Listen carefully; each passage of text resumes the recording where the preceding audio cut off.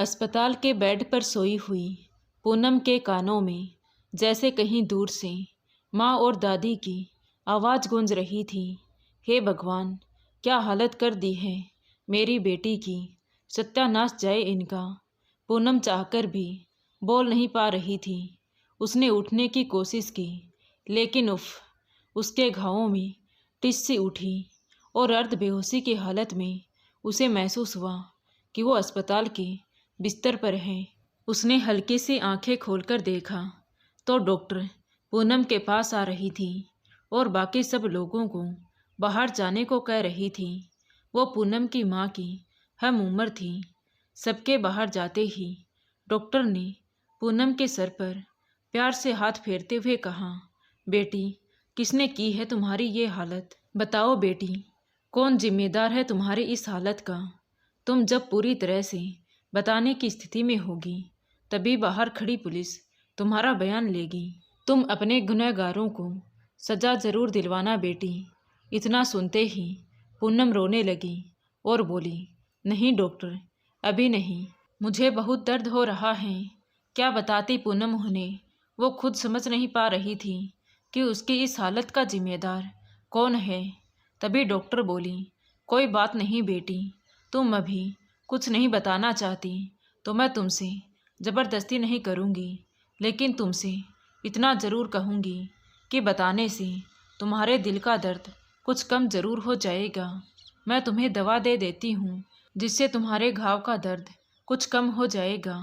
Doctor ने पूनम को दवा दी जिससे पूनम को दर्द महसूस ना हो, लेकिन मन के घावों का क्या करें जो उसे बचपन से ही दिए जा रहे थे।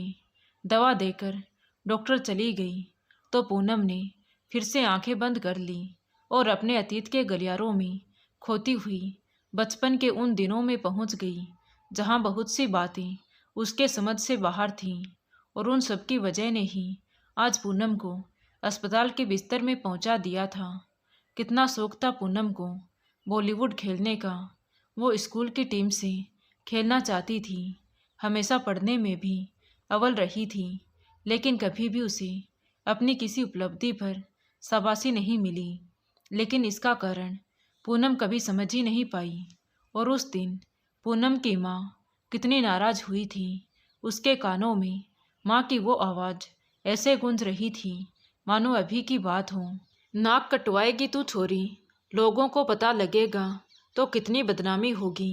लड़की होकर ये खेल कूद और तेरे पापा को पता चलेगा तो तेरे साथ साथ मुझे भी मार डालेंगे। पूनम की माँ पूनम को अंदर कोठरी में ले जाकर उसे डांट रही थी ताकि उसकी दादी को पता ना लगे, वरना वो तो चिल्ला चिल्ला कर सारा घर सर पर उठा लेती। पूनम का बालपन तब ये समझ ही नहीं पा रहा था कि आखिर उसने ऐसा कौन सा अपराध किया है जिसकी वजह से उसकी माँ इतनी नाराज और डरी हुई थी। वो सोचने लगी कि मैं तो सिर्फ अपने स्कूल के वॉलीबॉल टीम के साथ दूसरे स्कूल में खेलने ही तो गई थी, वो भी इसी शहर में। जब पूनम पिछली बार अपनी सहेली रीना की बहन की शादी में जाना चाहती थी तब भी उसकी माँ ऐसे ही नाराज हुई थी और उसे शादी में जाने नहीं दिया था। वो मन ही मन उदास हो गई कि क्यों करती है माँ मेरे साथ ये सब। पापा भी हमेशा कहते हैं, छोरी तू सिर्फ पढ़ाई में ध्यान लगा, इधर उधर की दोस्ती में समय खराब मत कर। पूनम के पापा को कम से कम उसका पढ़ना लिखना तो पसंद था।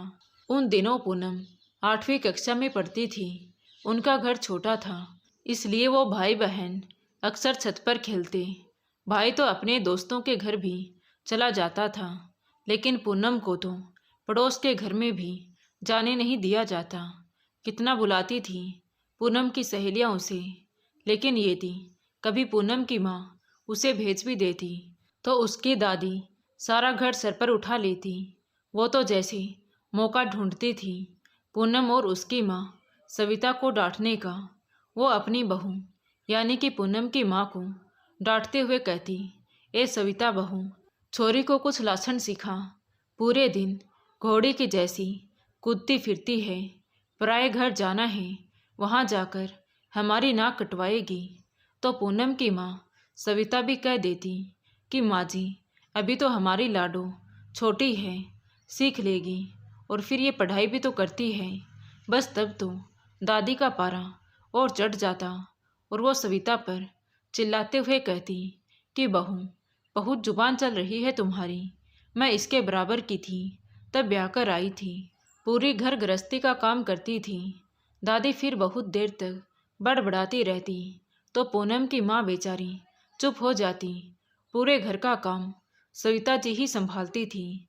जब रात को थक हार कर सोने के लिए बिस्तर पर आती तो पूनम सवाल करती, माँ, दादी हमेशा मुझसे नाराज क्यों रहती है और आप भी मुझे कहीं जाने नहीं देती। भैया को तो कोई कुछ नहीं कहता, वो भी तो अपने दोस्तों के घर जाता है। वो तो दूसरे शहर पिकनिक पर भी गया था, तब भी आपने मुझे नहीं जाने दिया। तो सविता जी उसे डांटते हुए कहती, वो लड़का है और तू लड़की है, इसलिए तू उसकी बराबरी नहीं कर सकती। फिर तुझे पराए घर भी तो जाना है, कोई ऊंच नीच हो गई तो। लेकिन कैसी ऊंच नीच माँ? पूनम ने पूछा। तो सविता जी ने उसे डांटते हुए कहा, कितना बोलती है रे छोरी तू, सो जा चुपचाप। दिन भर काम करके मेरा बदन थक गया है, अब तू मेरा माथा मत चाट। कहकर सविता जी तो सो गई, लेकिन पूनम के सवाल वहीं खड़े रह गए, जिनके जवाब उसे कभी समझ ही नहीं आए थे। जैसे ये घर मेरा घर क्यों नहीं है, वो पराया घर कौन सा है जहाँ मुझे जाना है, ये सब सोचते हुए पूनम भी सो गई। अगले दिन सविता जी ने पूनम को अपने पास बिठाया और बोली, देख बेटी, हर लड़की को एक न एक दिन अपने ससुराल जाना होता है और वही उसका असली घर होता है। लेकिन क्यों माँ, ये घर मेरा नहीं है क्या? पूनम ने पूछा। तो सविता जी चुप हो गई। शायद पूनम के इस सवाल का जवाब सविता जी के पास भी नहीं था कि लड़की का घर कौन सा होता है। रविवार के दिन पूनम का भाई देर तक सोता। पूनम भी देर तक सोना चाहती थी, लेकिन सविता जी उसे सुबह सुबह ही उठा देती। माँ, मुझे भी सोने दो ना, मेरी भी तो छुट्टी है, भैया भी तो सो रहा है, पूनम कहती। तो सविता जी कुछ बोल पाती उससे पहले ही दादी चिल्लाने लगती कि ससुराल जाकर नाक कटवाएगी हमारी। बहू बेटियां मर्दों के उठने से पहले उठकर घर के काम काज में लग जाती हैं। दादी और ना चिल्लाए, इस डर से पूनम जल्दी से उठकर घर के काम काज में माँ का हाथ बटाती। जैसे जैसे पूनम बड़ी हो रही थी, वैसे ही सब लोगों की टोका टोकी भी बढ़ती जा रही थी। कभी दरवाजे पर खड़ी होकर अपने घर के सामने वाले घर में अपनी सहेली से बात करती तो भी दादी नाराज हो जाती। गर्मियों में छत पर शाम को हवा कितनी अच्छी लगती है, लेकिन माँ कहती, कोई साथ जाए तभी जाना, अकेली छत पर मत जाना। जिन लड़कों के साथ बचपन से खेल रही थी उनसे अब बात भी कर लेती तो घर में तूफान आ जाता। हे भगवान, ये छोरी बदनाम हो गई तो कहीं मुंह दिखाने लायक नहीं रहेंगे, दादी चिल्लाती। तो पूनम को ये समझ में नहीं आता कि जिन लड़कों के साथ बचपन से खेलते आ रहे हैं, फिर भला उनके साथ बात करने से बदनाम कैसे हो जाऊंगी। लेकिन कारण पूछने पर डांट के सिवा कुछ नहीं मिलता। तो पूनम अकेले में खूब रोती कि आखिर मैं वो सब क्यों नहीं कर सकती जिसमें मुझे खुशी मिलती है। पूनम पढ़ने में अच्छी थी, इसीलिए पापा का झुकाव उसकी ओर था। लेकिन दादी, बाबा और माँ तीनों ही पुराने ख्यालों वाले थे। 12वीं की परीक्षा देते ही दादी ने फरमान सुना दिया कि पूनम अब आगे नहीं पढ़ेगी, अच्छा सा लड़का देखकर इसी साल इसके हाथ पीले करने हैं। तो पापा ने विरोध किया और दादी को समझाने की कोशिश भी की कि माँ, पूनम का पढ़ने में मन लग रहा है तो कम से कम बीए तो करा ही देते हैं, और फिर अभी इसकी उम्र भी तो छोटी है। तो दादी बोली, काहे की छोटी उम्र है, पूरी 17 साल की हो गई है। इसकी उम्र में तेरी बहुरिया माँ बन गई थी, भूल गए क्या? तो पूनम के पापा बेचारे कुछ नहीं बोल पाई और चुपचाप बाहर निकल गई। पूनम भी बहुत रोई थी उस दिन। तो सविता जी ने उसे प्यार से समझाया, बेटी, एक ना एक दिन तो हर लड़की को ससुराल जाना ही पड़ता है। उनका असली घर तो ससुराल ही होता है। और उसी दिन से पूनम के लिए लड़कों की खोज जोरों शोर से शुरू हो गई। इसी बीच पूनम का 12वीं का रिजल्ट आ गया। वो पूरे स्कूल में टॉप रही थी। पापा बहुत खुश हुए थे। खुश तो उसकी मम्मी भी बहुत हुई थी। अगर कोई खुश नहीं था तो वो थी पूनम, क्योंकि उसे अपने सपनों के टूटने का आभास हो रहा था। उसी साल पूनम की शादी हो गई और वो ससुराल आ गई। उसका ससुराल बड़े शहर में था। अपना घर, अपना शहर छोड़कर पूनम इसी उम्मीद के साथ अपने ससुराल आई थी कि ये तो मेरा अपना घर होगा। यहाँ आराम से अपने आगे की पढ़ाई पूरी करूँगी। हर वो ख्वाहिश पूरी करूँगी जो मायके में पूरी नहीं हुई। कितना बड़ा और कितना सुंदर घर था। आधुनिक सुख सुविधा की हर एक चीज़ थी घर में, जो चीज़ मैंने अपने मायके में नहीं देखी थी। रंगीन टीवी, फ्रिज, गाड़ियाँ। मन ही मन पूनम अपने भाग्य पर खुश हो रही थी। सास ससुर, ननद देवर, भरा पूरा परिवार था। सब उसे बहुत प्यार करते थे और पति तो मानो देवता था। कितनी खुश थी वो अपने ससुराल आकर। मायके को तो जैसे भूल ही गई थी। धीरे धीरे उसने घर का पूरा काम काज संभाल लिया था, पर उसकी खुशी ज़्यादा दिन नहीं रह पाई। सबके चेहरे पर जैसे नकाब थे और वो नकाब 2 महीने में ही उतरने लगे और सबके असली चेहरे नजर आने लगे। जो देवर इतना प्यार और इज्जत देने वाला था, वो तो बहुत ही बदतमीज और मुंह फट निकला। ननद एक नंबर की चुगलखोर थी और इनकी भी गुरु थी। उनकी माँ यानी कि पूनम की सास, उसकी जुबान बहुत ही कड़वी थी और ससुर मुख दर्शक थे और सास के हुक्म के गुलाम। बस किसी के चेहरे पर नकाब नहीं था तो वो थे उसके पति पंकज। लेकिन वो इतने सीधे थे कि अपनी माँ के सामने उसकी जुबान नहीं खुलती थी। पूनम से प्यार तो बहुत करते थे, लेकिन उसके साथ होने वाले अत्याचार का विरोध करने की हिम्मत उसमें नहीं थी। नौकरों की छुट्टी कर दी गई। फ्री की नौकरानी जो आ गई थी घर में, सुबह उठने में जरा सी भी देर हो जाती तो सास अपने रौद्र रूप में आ जाती और चिल्लाती, यही संस्कार सिखाए हैं तेरी माँ ने। और फिर पूरे दिन बड़बड़ाती रहती जब तक पूनम उससे हाथ पैर जोड़कर माफ़ी नहीं मांगती, तब तक वो शांत होने का नाम नहीं लेती।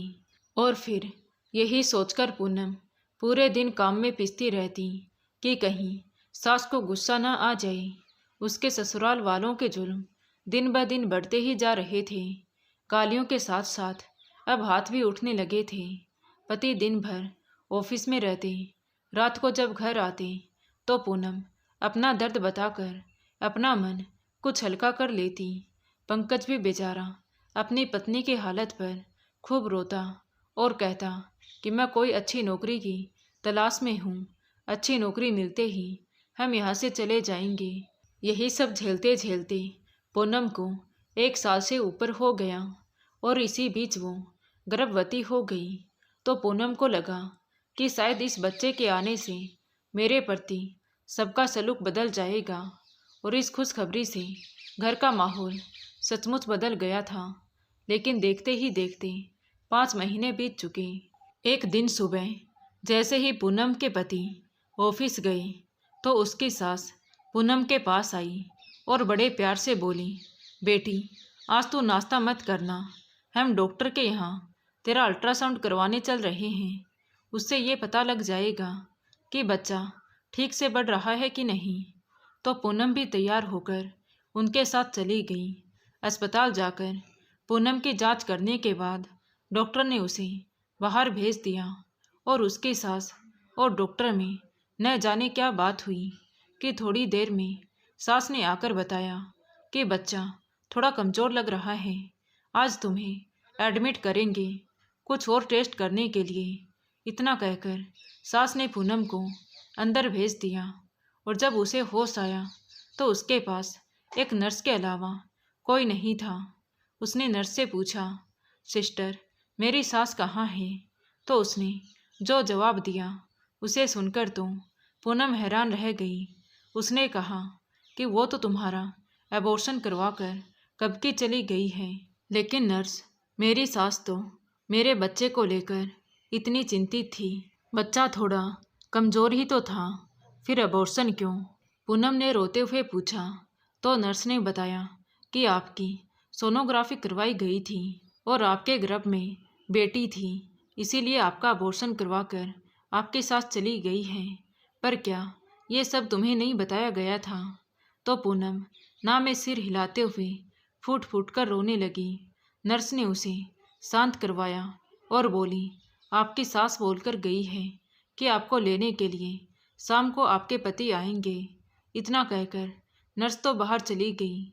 लेकिन पूनम अंदर तक टूट गई और मन ही मन सोचने लगी कि क्यों लड़कियों को पैदा होने से पहले ही मार दिया जाता है, और अगर गलती से पैदा भी हो गई तो क्यों उसकी ज़िंदगी को नरक बनाकर रख दिया जाता है। वो फूट फूट कर रो पड़ी। शाम को उसके पति पंकज आए तो वो भी बहुत उदास थे। पूनम उनसे लिपट कर रोने लगी और फिर बोली कि मेरे साथ ये सब क्यों किया? मुझे तकलीफ़ देकर उन लोगों का पेट नहीं भरा था क्या, जो मेरी बच्ची को इस दुनिया में आने से पहले ही मार दिया? कहते हुए पूनम के तन और मन दोनों ही लहूलुहान हो गए थे। उसके पति पंकज जैसे तैसे उसे घर लेकर गए।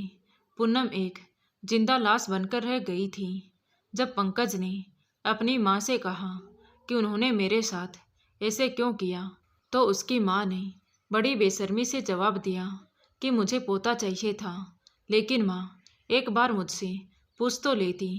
पंकज ने कहा तो उसकी माँ चिल्लाने लगी कि तू कौन सा इस घर का मालिक है जो मैं तुमसे पूछकर हर काम करूँगी। उन्हें अपने किए पर जरा भी अफसोस नहीं था। पंकज अपने कमरे में आया और पूनम से बोला कि अब हम अपने रहने का इंतज़ाम कहीं और करेंगे। मैं कल सुबह ही मुंबई जा रहा हूँ और कल शाम या परसों सुबह तक वापस आ जाऊँगा, फिर तुझे लेकर मुंबई चलूँगा।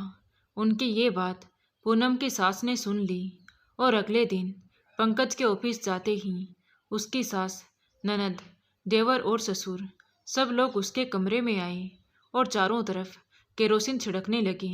सास चिल्लाते हुए बोल रही थी कि बड़ी आई, मुझे मेरे बेटे से अलग करने वाली, अब तुझे ही इस दुनिया से मिटा दूंगी और फिर अपने बेटे की दूसरी शादी कर लूँगी। पूनम घबराकर उठकर बाहर भागने लगी तो वो चारों लोग थे और पूनम अकेली उसे अंदर धकेल दिया और उस कमरे में आग लगाकर बाहर भाग गई। पूनम के आधे पर्दे कपड़े भी जल गए और खुद भी जल गई, लेकिन फिर भी पता नहीं उस समय पूनम में कहाँ से बचने की चाहत पैदा हुई और वो अपनी पूरी ताकत बटोर कर वहाँ से भाग निकली। वो लोग कुछ कर पाते या समझ पाते तब तक पूनम दरवाज़ा खोलकर बाहर सड़क पर बचाओ बचाओ चिल्लाने लगी। उसके कपड़े लगभग जल चुके थे। वो अर्धनग्न अवस्था में बाहर ही गिर पड़ी। सारे पड़ोसी इकट्ठे हो गए। सास ससुर की बाहर आने की हिम्मत नहीं थी। जब पूनम को होश आया तो खुद को अस्पताल के बिस्तर पर पाया। पड़ोसियों ने ही पूनम के मम्मी पापा को सूचना दी थी। सास ससुर भी अस्पताल पहुंचकर रोने का नाटक कर रहे थे और पूनम के जलने की मन घड़त कहानियाँ सुना रहे थे। तभी अचानक अपनी सास की आवाज़ से पूनम वर्तमान में लौटी। उसकी सास उसकी माँ से कह रही थी कि बहन जी, अपनी बेटी को समझाइए, कहीं पुलिस को कोई उल्टी सीधी गवाही ना दे दे। इसको रहना तो हमारे साथ ही है। उनका ये स्वार्थीपन देखकर पूनम को घिन आ रही थी और जीने की इच्छा भी खत्म हो चली थी। उसने अपनी आंखें खोली तो पापा को सामने पाया। बेटी को होश में आया देखकर पापा फूट फूट कर रो पड़े और बोले, बेटी मुझे माफ़ कर दे, मेरी वजह से तेरी ये हालत हो गई। दादी भी रो रही थी, हे भगवान हमें माफ़ कर दे, हम अपनी छोरी के विवाह की इतनी जल्दी ना करते तो आज हमारी छोरी की ये हालत ना होती। माँ का भी रो रो कर बुरा हाल था।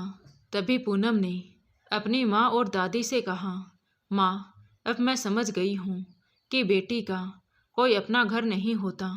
वो तो मायके में भी पराई होती हैं और ससुराल में भी पराई होती हैं।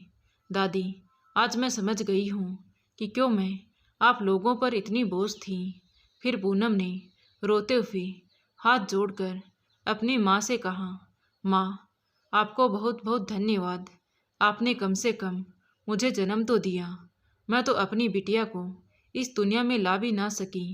मुझे नहीं जीना ऐसी दुनिया में जहाँ एक औरत दूसरी औरत का दर्द कम नहीं करती, बल्कि वही उसकी सबसे बड़ी दुश्मन बन जाती है। नहीं जीना चाहती मैं इस स्वार्थी दुनिया में। डॉक्टर साहब, मुझे मार डालिए। पूनम चीखे जा रही थी। डॉक्टर उसे शांत करने की कोशिश कर रहे थे तो थोड़ी देर में पूनम हमेशा के लिए शांत हो गई। उसी वक्त पूनम के पति पंकज मुंबई से वापस आए थे। गांव में पूनम की हालत के बारे में सुना तो सीधे अस्पताल पहुंच गए, लेकिन तब तक बहुत देर हो चुकी थी। वो पूनम से लिपट कर जोर जोर से रोने लगा। पूनम, मुझसे एक बार तो बात कर लो, मेरा इंतज़ार तो करती।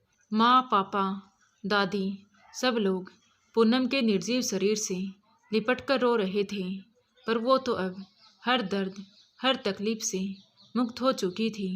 पंकज वहाँ से उठा, अपने आंसू पोंछे और पुलिस को साथ लेकर सीधा अपनी माँ के पास गया और बोला, माँ, एक औरत दूसरी औरत की इतनी बड़ी दुश्मन हो जाएगी, ये मैंने कभी नहीं सोचा था। फिर पुलिस की ओर इशारा करते हुए कहा, ले जाइए साहब इन सबको, और जो करना है सो कर दीजिए। आज से ये सब लोग मेरे लिए मर चुके हैं। आज पंकज ने उन चारों को सज़ा तो दिलवा दी थी, लेकिन उसकी पत्नी पूनम तो उनकी ये सज़ा देखने आएगी नहीं। वो तो अब हर दर्द तकलीफ से मुक्त हो चुकी थी। तो दोस्तों, आपको ये कहानी कैसी लगी कमेंट करके ज़रूर बताएं। कहानी अच्छी लगी हो तो प्लीज़ वीडियो को लाइक करें, शेयर करें और हमारे चैनल कहानी विद देवांशी को सब्सक्राइब ज़रूर करें। Thank you.